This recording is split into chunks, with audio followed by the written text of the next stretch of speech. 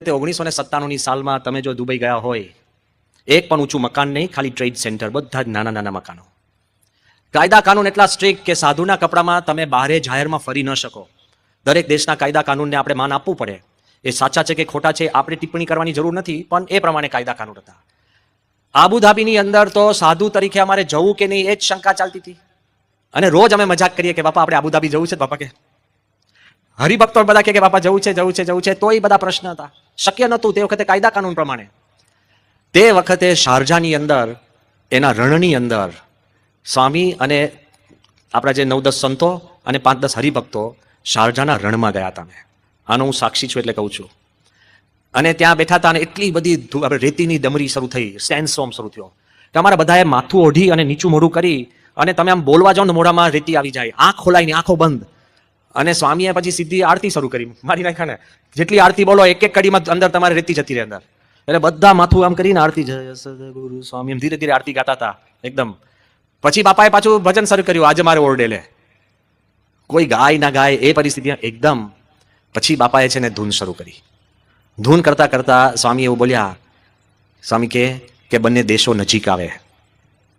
1997ની સાલની આ વાત કરું છું. બંને દેશો નજીક આવે, ભારત અને યુએઈ.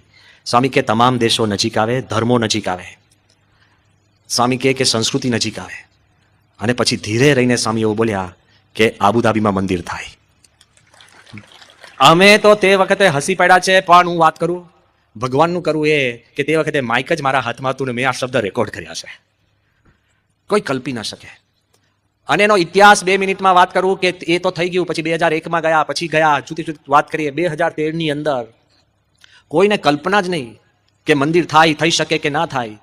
પણ જ્યારે રાજાને આપણે પત્ર લખ્યો, એવું બની શકે કે તમે પત્ર લખો ને પત્રની અંદર કોઈ હા પાડે? આપણે તો અહીંયા કેટલી ભલામણ કરવી પડે પત્ર જોડે.